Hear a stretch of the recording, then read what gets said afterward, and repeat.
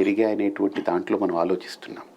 మరి ఈరోజు మన ప్రధాని గారు ఆయన ఏ జాతికి సంబంధించిన వ్యక్తి? నిజంగా మనం ఈరోజు సిగ్గుచేటు ఏంటంటే ఒక ప్రధానిని వీళ్ళందరినీ ఒక జాతి కింద కట్టడం అని అంటే ఇంకా మిగతా జాతుల వాళ్ళందరూ ఈ ప్రధానికి సంబంధం లేదని చెప్పినట్టే ఒక రకంగా.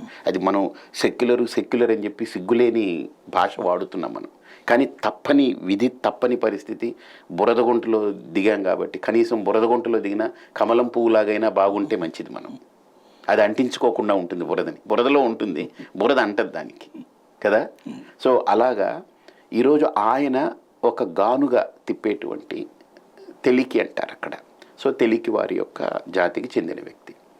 ఆయన వెళ్ళి రాముడి యొక్క పాదాలు ముట్టుకుని రాముడికి కళ్ళకు ఉన్నటువంటి నేత్రోన్మీలనం చేసి ప్రపంచానికి ఇదిగో నేను రాముడిని అంకితం చేస్తున్నాను అని ఆ జాతి వ్యక్తి అంటున్నాడంటే ఆయన ప్రధాని ఇంకోటే పక్కన పెడదాం. 11 రోజులు నిరాహారంగా ఉండి కేవలం కొబ్బరి నీళ్లు తాగి ఏ ప్రధాని చేశాడండి ఈ దేశంలో? నాకు చెప్పండి. ఏ ముఖ్యమంత్రి చేయగలడు? ఏ ప్రధాని చేయగలడు? నిజంగా ఆలోచిస్తే నిజంగా ఒక తపస్సు చేశాడు ఆయన కదా. వాల్మీకి ఏ జాతికి చెందినవాడు? బోయవాడు అని అంటాం కదా. బోయ జాతి ఈరోజు ఉందిగా మనకు. గుహుడు ఏ జాతికి చెందినవాడు? ఈవెన్ సుగ్రీవుడు ఏ జాతికి చెందినవాడు? ఇవన్నీ ఆలోచిస్తే జాంబవంతులు వీళ్ళందరూ విభిన్న జాతులకి. జాంబవ జాతి ఉంది, ఆది జాంబవ జాతి ఉంది మాదిగల్లో. సో ఇలా ఒక్కొక్కళ్ళు ఒక్కొక్క జాతికి చెందినటువంటి వాళ్ళు రాముడికి సేవ చేశారు. వారికి ఆయన అగ్రస్థానం కల్పించాడు ఆయన.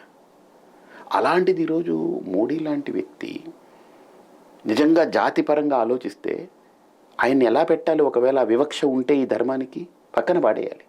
కానీ ఆయన చేతనే చేయించుకున్నాడు రాముడు.